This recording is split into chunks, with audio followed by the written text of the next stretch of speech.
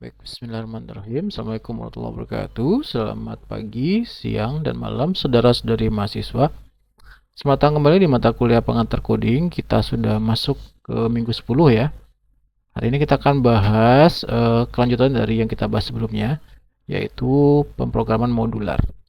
Nah, sebelum kita mulai, Pak ingin bertanya dulu tentang apa yang kita pelajari minggu lalu, yaitu tentang array sama struct. Masih ada yang ingat array dan struct? Apa perbedaan antara array satu dimensi dan dua dimensi? Nah, Bapak ulangi ya, array satu dimensi adalah daftarnya dalam bentuk linear, sementara kalau array dua dimensi dalam bentuk tabel dengan baris dan kolom. Minggu ini kita akan belajar bagaimana kita memecahkan program besar menjadi bagian-bagian kecil yang mudah dikelola, mudah dibaca, dan bisa dipakai ulang. Nah, ini adalah keterampilan yang membedakan antara programmer pemula dengan programmer profesional nih. Semua program yang besar, semua dibangun atas fungsi modular seperti ini. Mari kita lihat peta jalan kita hari ini. Pertama ada konsep pemrograman modular, kemudian kita bahas juga terkait divide and conquer. Nah, ini adalah strategi pemecahan masalah. Kemudian ketiga kita bahas fungsi yang ada di bahasa C, yaitu cara membuat dan menggunakan fungsi, serta ada parameter sama return value. Yang keempat ada kita bahas tugas praktek ya, tugas praktis, yaitu fungsi biodata, kalkulator sederhana, dan program mesin ATM. Semuanya menerapkan konsep modular nanti. Nah, kalau kalian pernah membuat program yang sangat panjang gitu, ada ribuan baris bahkan puluhan ribu baris, tentunya akan kesulitan kita mencari bugnya. Nah, atau pernah bekerja dalam tim tapi kodenya sangat bertabrakan, saling bertabrakan gitu. Nah, modular programming ini adalah solusinya. So, apa capaian pelajaran kita minggu ini? Kita akan lihat, yaitu setelah saudara-saudari belajar materi ini, diharapkan mampu menguraikan masalah yang besar menjadi sub masalah kecil dan menyelesaikannya melalui pemrograman modular. Nah, analoginya bayangkan seperti kita membuat rumah. Kita tidak bikin rumahnya langsung jadi gitu ya. Tapi kita bikin dulu satu persatu. Kita bikin dulu pondasinya, kita bikin dulu dindingnya, kita bikin dulu atapnya seperti itu. Nah, kita bikin terpisah. Baru setelah jadi semuanya, baru kita satukan satu persatu menjadi rumah yang sempurna. Nah, mengapa ini penting? Program besar biasanya jadi mudah dibuat dengan menggunakan modular ini. Program yang bisa mudah dibuat, dibaca, dan diperbaiki. Bayangkan kalian bikin aplikasi yang ada 100.000 baris kode misalnya. Nah, tanpa modular pasti akan mustahil untuk dikelola. Dengan modular maka tim bisa bekerja secara paralel, bug yang ditemukan bisa diisolasi, dan fitur bisa mudah ditambahkan. So, perhatikan ini adalah konsep dari pemrograman modular nih. Nah, bayangkan ya, pemrograman modular itu seperti kita membagi menjadi bagian yang kecil-kecil ya. Program besar kita bagi menjadi banyak fungsi kecil yang tugasnya jelas, spesifik, dan terfokus. Nah, kalau kalian lihat diagram pohon di layar, itu ada program utama di puncaknya. Cabang pertama ada fungsi ke-1, cabang kedua ada fungsi kedua, dan cabang ketiga ada fungsi ketiga. Setiap fungsi dia mengerjakan satu tugas saja. Dan pastinya mudah dipahami, serta kelebihannya dengan begini, maka mudah dites. Kita bisa tes fungsi 1 terpisah, kita tes fungsi 2, kita tes fungsi 3. Kalau misalnya ada fungsi yang error gitu, maka tidak akan mengganggu fungsi yang lain. Nah, analoginya seperti di restoran ya.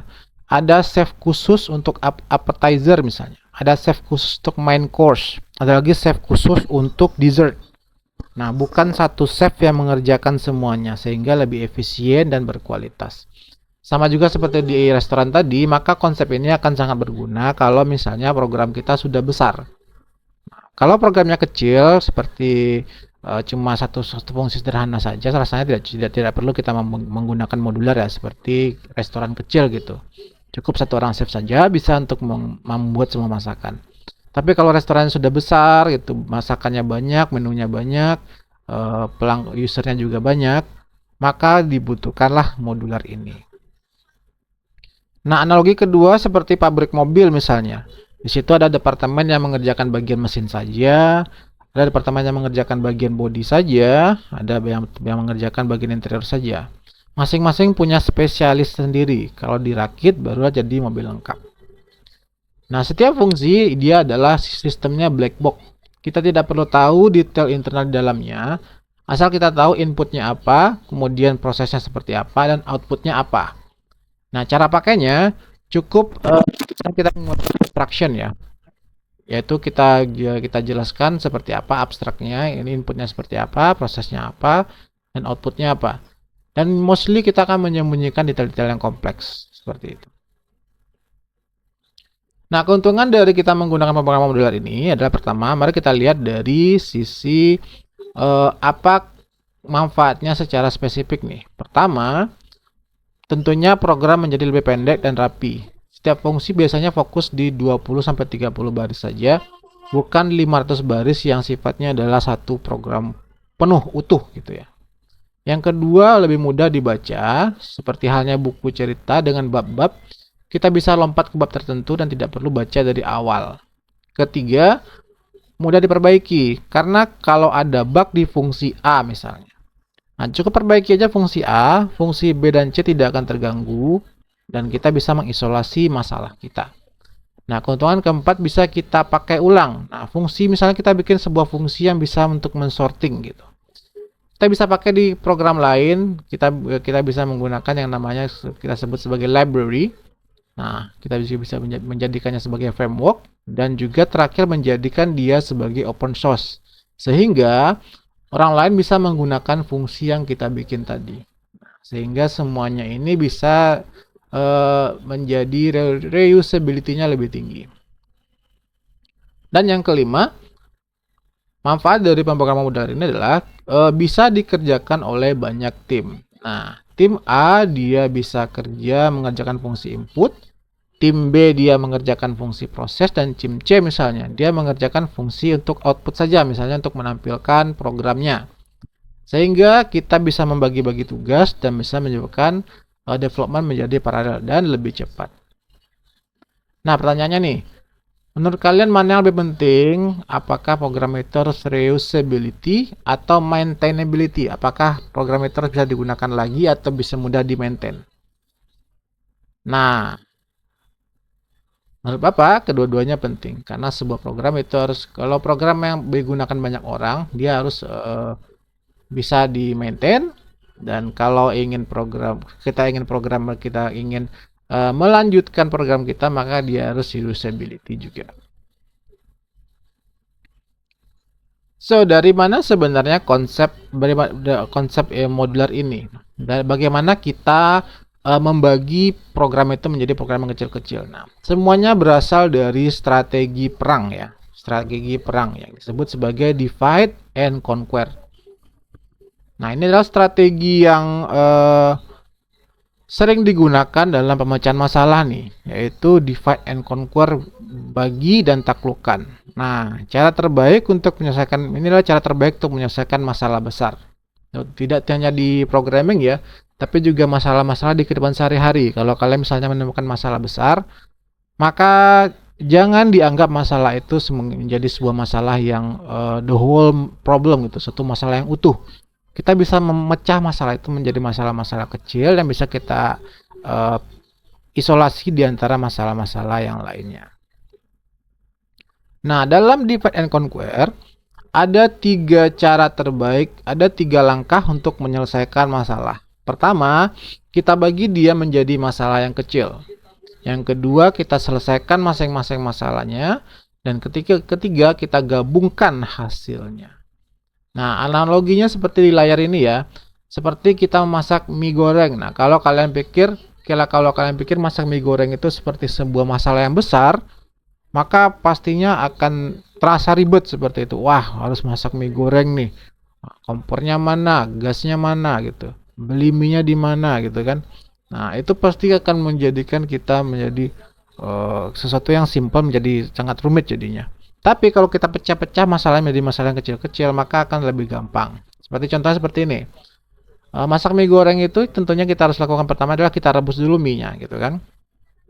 Setelah mie-nya direbus, barulah kita tumis bumbunya. Kemudian kita campurkan bumbu dengan mie yang sudah direbus tadi. Barulah kita sajikan.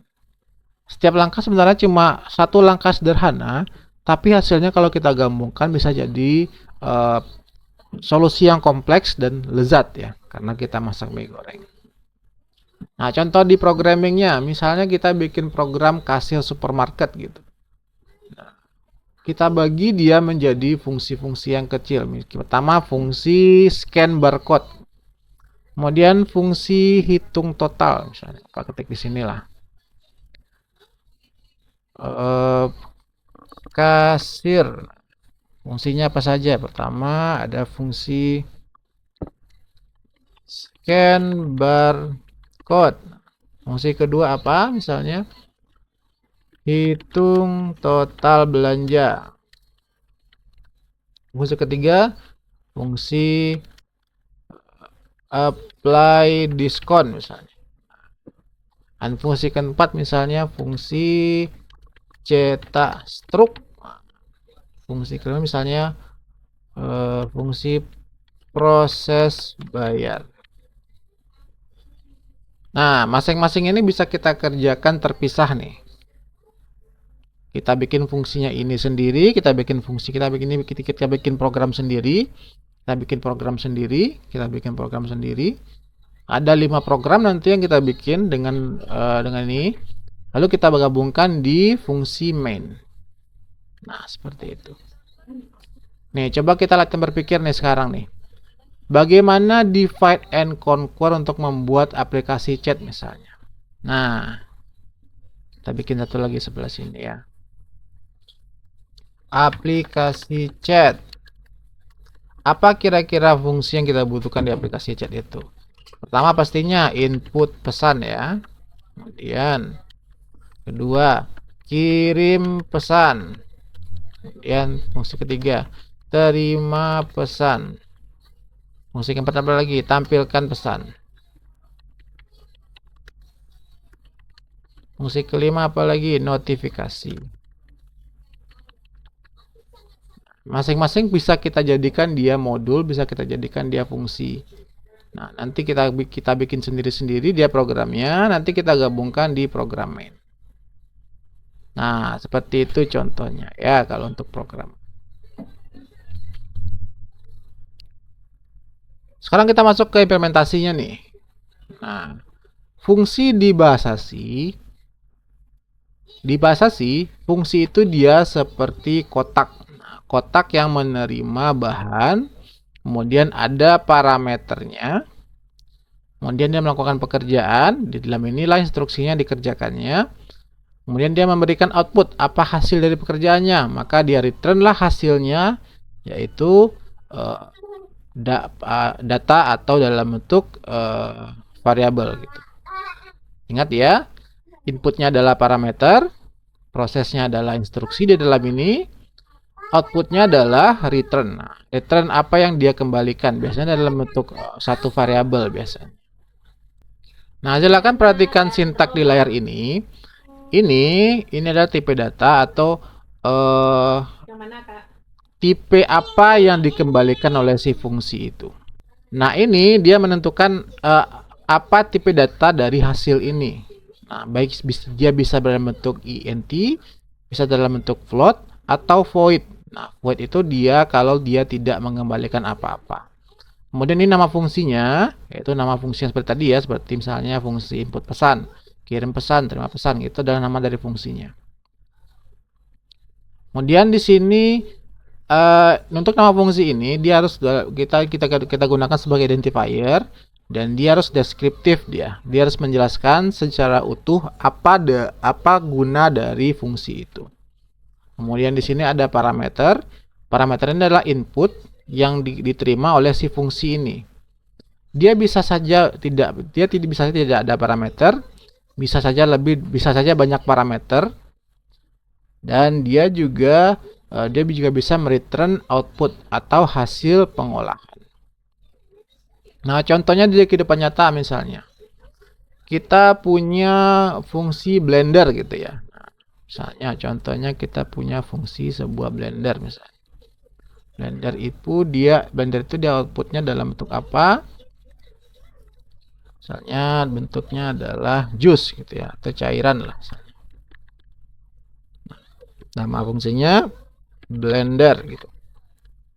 Inputnya apa? Sini buah misalnya. Nah, kemudian buka kurung, prosesnya di sini apa? Blender buah, gitu kan? Kemudian outputnya apa? Disinilah kita return buah sama dengan hasil. Return hasil blender.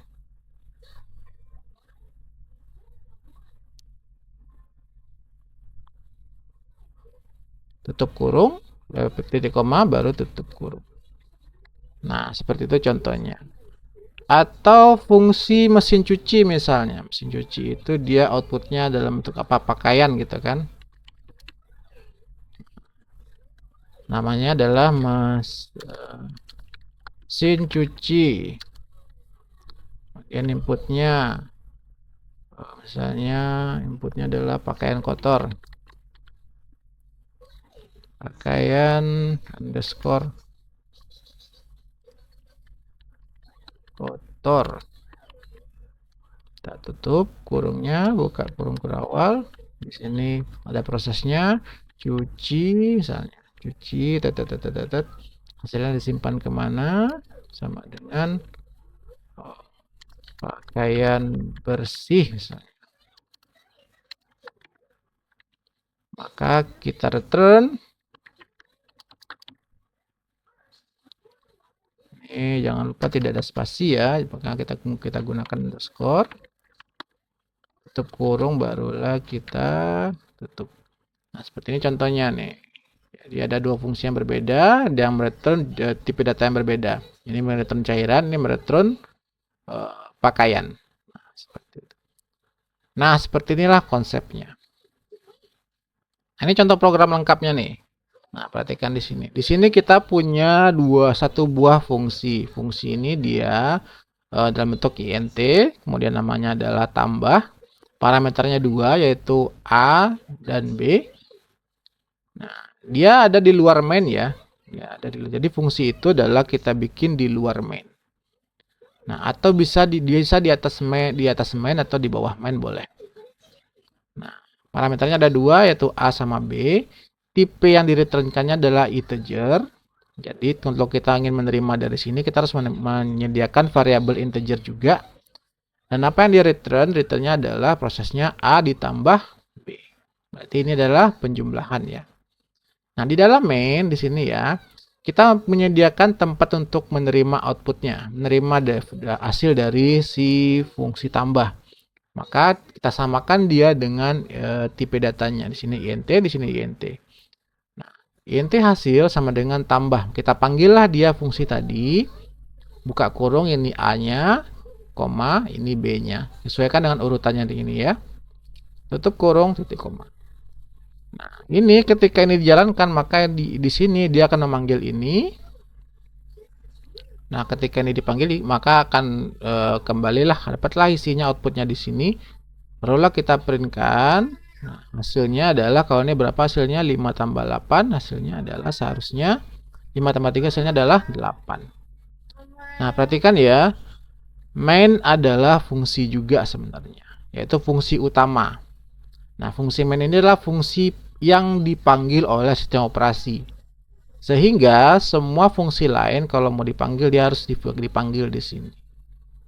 Dan operasi return 0 ini dia menandakan, memberitahu kepada sistem operasi bahwa fungsi kita, program kita menandakan dia sudah sukses.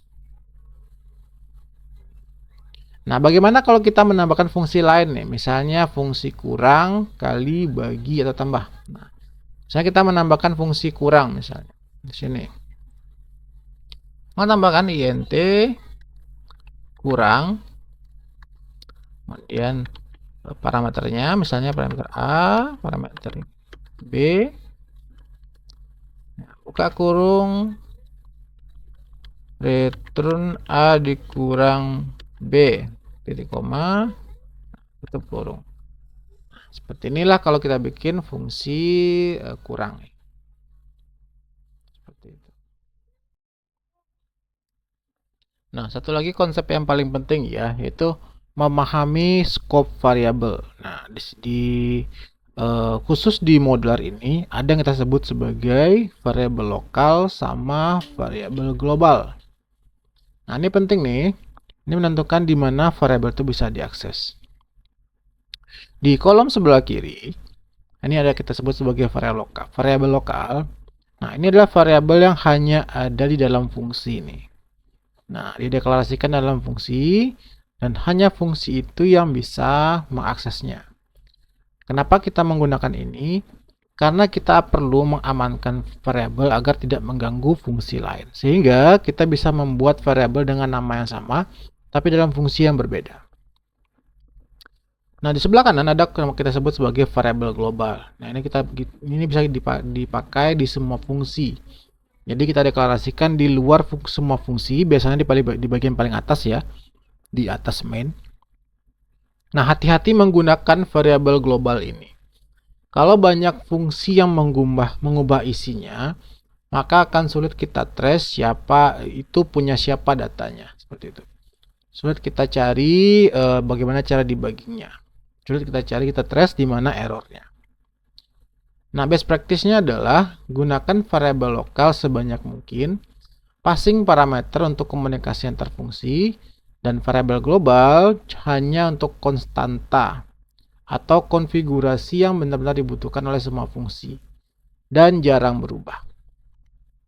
Nah, analoginya, variabel lokal ini seperti barang pribadi yang ada di kamar. Hanya pemilik kamar yang boleh pakai.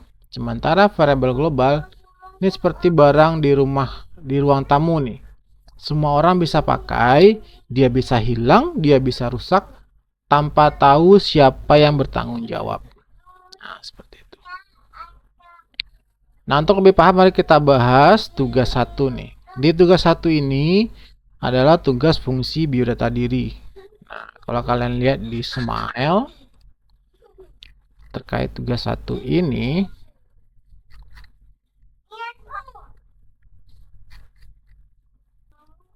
nah, tugas pertama, buatlah sebuah fungsi biodata, nama, NIM, program studi, dan lakukan pemanggilan fungsi tersebut. Gunakan data diri Anda sendiri. Tugas kedua, buat sebuah kalkulator sederhana, kali, bagi, tambah, kurang, menggunakan fungsi DC. Dan tugas ketiga nih agak banyak fungsinya nih. Kita akan membuat sebuah program mesin ATM yang terdiri dari beberapa fungsi sebagai berikut. Jadi ada fungsi menu ATM, ada fungsi halaman utama, ada fungsi login, isi saldo, tarik saldo, transfer, cek saldo, sama exit. So, mari kita lihat contoh program pertama. Nah, di contoh program pertama seperti ini contohnya. Ini programnya. Nah, di sini kita punya sebuah fungsi ya, dengan nama fungsinya adalah biodata. Tipenya adalah void. Ingat kalau void ini berarti dia tidak perlu mereturn apa-apa. Makanya di bawah sebelum tutup kurung tidak ada tanda return. Nah, di sini kita cuma memprintkan biodata kita. Silakan nanti diedit sesuai dengan kebutuhan saudara-saudari mahasiswa semua. Ganti namanya dengan nama Anda, kemudian NIM-nya diganti juga. Dan program studinya juga diganti sesuai dengan program studi Anda masing-masing. Nah, ini cara panggilnya, tinggal kita panggil fungsinya, tambah, buka kurung, tutup kurung, titik koma, baru kita tutup programnya dengan return 0. Ini kalau kita jalankan programnya kurang lebih seperti ini. Nah, seperti ini ya. Dia akan mencetakkan pertama biodata mahasiswa, namanya yang sudah diedit tadi, program studi sama universitas. Nah, program kedua kita akan membuat sebuah kalkulator sederhana. Kali, bagi, tambah, dan kurang. Nah, di tugas kedua ini ada 4 fungsi aritmatika nih, yaitu kita bikin fungsi tambah, dia akan mereturn integer, kurang juga, Dia akan mengambil dua buah bilangan dan mengurangkannya, kali juga di sini. Dan terakhir lagi bagi. Nah, perhatikan di sini untuk bagi kita menggunakan float ya, karena pastinya kalau membagi sesuatu ada angka di belakang koma. Nah, satu lagi, ingat kalau membagi bilangan dengan 0, maka pastikan returnnya harus 0. Jadi kita di sini cek apakah B itu sama dengan 0. Kalau iya, maka returnkan 0. Ini harusnya kita tambah lagi nih, harusnya kita tambah tuh lagi. Kalau hanya 0, baru kita returnkan 0 juga. Nah, contoh programnya seperti ini. Program jadinya ini cukup panjang. Ini fungsi tambah, kita returnkan penambahan dari dua parameternya. Ini fungsi kurang, kita returnkan hasil pengurangan dari dua parameternya. Ini fungsi kali, kita returnkan perkalian dari dua parameternya. Ini pembagian. Nah, coba tambahkan dulu di sini OR A sama dengan 0. Jadi kalau ada salah satunya yang 0, maka kita returnkan 0. Seperti itu ya. Nah, di bawahnya barulah kita panggil masing-masing fungsinya. Di sini kita menggunakan dua buah variabel, x-nya adalah 10, y-nya adalah 4. Ini yang kita inputkan ke fungsinya. Ini kalau kita jalankan hasilnya kurang lebih seperti ini. Nah, seperti itu. Perhatikan ya bahwa semua parameter integer ini mereturn integer. Namanya harus deskriptif, apa yang mengerjakan apa fungsi dari fungsi itu, bukan fungsi 1, fungsi 2, fungsi 3, tapi harus memang readable term, memang bisa dibaca gitu apa isi dari fungsi itu. Selanjutnya tugas 3 terkait program mesin ATM sederhana. Nah, ini adalah simulasi dari aplikasi yang nyata nih. Kita punya multiple fungsi, kita ada interaksi, dan kita ada state management. Nah, kita mulai dari paling atas ya, kita inputkan studio.h sama string karena kita akan menggunakan string. Untuk penggunaan fungsi string compare. Di sini kita ada variabel global nih. Nah, ini perhatikan konsep yang tadi ya. Ini variabel global. Kenapa kita taruh di sini? Supaya semua fungsi yang lain dia bisa menggunakan ini. Bukan kita taruh di dalam ini. Nah, satu lagi perhatikan ini. Ini ada variabel di dalam fungsi. Nah, ini yang bisa mengakses cuma yang ada di dalam ini saja. Tidak bisa diakses oleh fungsi di luarnya. Nah, anggaplah saldo awalnya itu adalah ini 1 juta rupiah. Ini contoh ya. Ini adalah contoh penggunaan variabel global yang cukup acceptable. Data yang perlu diakses oleh banyak fungsi dan merepresentasikan state dari sistem. Nah, fungsi pertama di sini kita ada menu ATM. Nah, ini kita gunakan void karena dia tidak mereturn apa-apa, dia hanya mencetak menu, print menu ini, menu ATM saja. Ada pilihan 1, 2, 3 sama 4. Kemudian di fungsinya, fungsi cek saldo juga kita gunakan void. Ini gunanya cuma untuk memprintkan isi dari saldo, yaitu variabel global ini ya. Kemudian fungsi ketiga ada tarik saldo. Nah, di tarik saldo ini ada variabel lokal namanya. Nah, ini input dari nominal akan dimasukkan ke sini. Kemudian validasi akan dilakukan di bagian berikutnya. Di sini ini validasinya. Jika misalnya nominalnya itu lebih kecil atau sama dengan saldo, maka saldo dikurangi nominal. Maka saldo total tadi akan dikurangi nominal yang dicetak atau ditarik tunai. Maka tadi kita printkan di sini, perhatikan penarikan berhasil, saldo sekarang kita printkanlah saldo yang ada saat ini. Kalau misalnya saldonya tidak cukup, misalnya nominalnya ternyata lebih besar daripada saldo, maka printkan saldo tidak cukup. Nah, di bagian 3 baru di sini ada fungsi login usernya. Nah, ini untuk memastikan bahwa yang melogin itu adalah orang yang benar gitu. Ini sama seperti fungsi dari di apa kemarin ya.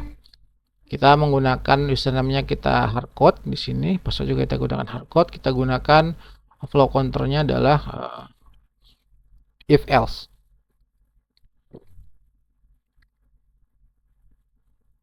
Nah, ini contoh untuk di apa ya, di simulasi saja ya.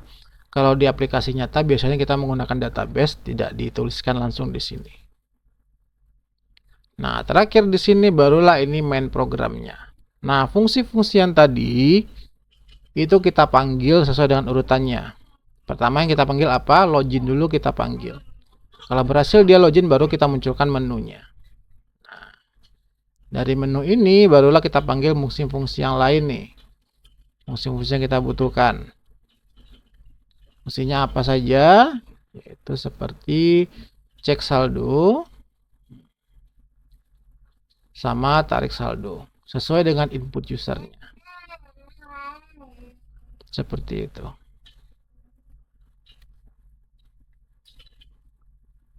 Contoh programnya bisa dilihat di sini ya. Ini kita punya fungsi menu ATM-nya, nih fungsi cek saldonya, fungsi tarik tunainya, ini fungsi loginnya. Ini sebenarnya belum selesai, jadi silakan dicoba dilengkapi sisa-sisa dari fungsinya. Apa itu fungsinya? Yaitu sesuai dengan di Smile ya. Ini fungsi saldo, fungsi tarik saldo, transfer, cek saldo sama exit. Nah, ini kalau kita jalankan, dia cuma sampai di cek login saja, username-nya mahasiswa, passwordnya 123. Nah, sampai sini saja. Silakan dilengkapi programnya dan dikumpulkan di Smile. So, mari kita ringkas apa yang kita pelajari minggu ini nih. Nah, kita mulai dari pemrograman modular, yaitu apa itu pemrograman modular? Yaitu membagi masalah besar menjadi fungsi yang kecil-kecil ya. Kemudian, fungsi itu akan membuat program menjadi rapi, mudah dibaca, dan satu lagi ingat, reusable. Nah, gunakan variabel lokal sebanyak mungkin. Kenapa? Karena variabel lokal akan lebih aman, lebih terkontrol, dan juga ingat selalu sertakan include studio.h sama include string.h. Nah, sekarang saatnya kamu membuat fungsi sendiri. Ada 3 tugas yang bisa dikerjakan. Silakan bikin dari fungsi yang sederhana dulu tanpa parameter. Kemudian bikin fungsi dengan parameter. Gunakan return value dan gunakan di aplikasi yang nyata. Sekian untuk minggu ke-10 ini. Terima kasih atas perhatiannya. Assalamualaikum warahmatullahi wabarakatuh.